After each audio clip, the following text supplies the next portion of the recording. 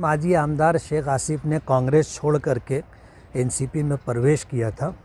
उसके बाद 2 दिन का अधिवेशन था। अधिवेशन से पहले जो माजी कांग्रेस प्रदेश अध्यक्ष थे माणिकराव ठाकरे, उनसे मुलाकात हुई थी। उन्होंने दावत दी कि आप कांग्रेस में आ जाओ। मैंने कहा कांग्रेस में क्यों आएंगे, क्या है कांग्रेस में।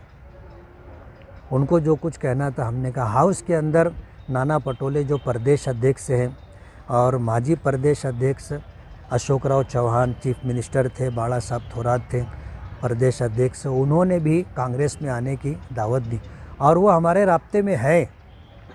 और ये चीज़ मैंने छुपाई नहीं।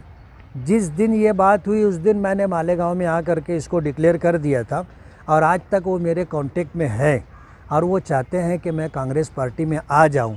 और कांग्रेस पार्टी में इसलिए बुला रहे हैं कि उनको सदर चाहिए, अध्यक्ष चाहिए, इसके लिए वो मेरे पीछे लगे हुए। तो आपका क्या ये रहेगा, आप मैं पॉजिटिव है उस बारे में सोच रहे हैं या फिर नहीं जाएंगे आप? ऐसा नहीं, बात कैसी है कि मैं सियासत में कोई अपने फ़ायदे के लिए नहीं आया।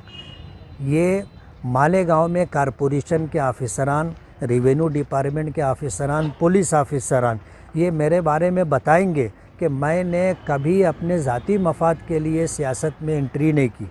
मैं मालेगांव को विकास मिले, मालेगांव की तरक्की हो, इसके लिए मैं सियासत में आया और अपनी बस भर मैं कोशिश कर रहा हूँ। सियासत धर्म नहीं है, धर्म नहीं बदलता, दीन नहीं बदलता। सियासत तो पार्टी अलग अलग है, आदमी इधर उधर आ जा सकता है। मालेगांव का वो अगर उन्होंने बता दिया कि भाई ये चीज़ें हम आपको पॉजिटिव है आपके बारे में, तो आप फिर नहीं, बात ये है कि कांग्रेस पार्टी के लोगों ने पीछे हमसे वादा किया था कि तुम हमारा मेयर बना दो, हम तुमको जो है जो डिमांड है बोलो हम देंगे। तो मैंने मालेगांव के लिए 2 उड़ान पुल मांगा था, शिवाजी पुतले से लेकर के दरेगांव नाके तक और मोती बाग नाके से लेकर के एकात्मता चौक तक 2 उड़ान पुल मांगा था। एक गवर्नमेंट की इंजीनियरिंग कॉलेज मांगी थी और 15 झोपड़पट्टियाँ हैं, उनको सलम डिक्लेयर किया जाए, ये मेरी डिमांड थी। और एक डिमांड ये थी कि आपने जो है 5 ग्राम पंचायत को आपने कारपोरेशन में उसका समावेश किया है।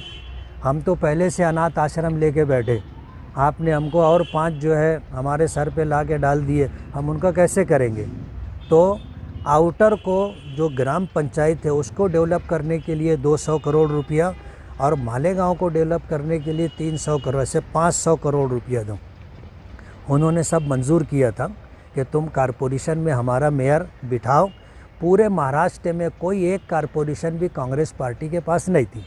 मालेगांव के कारपोरेशन हमने मेयर बना करके उनके ताबे में दी। उन्होंने जितने वादे किए थे एक वादा भी पूरा नहीं किया।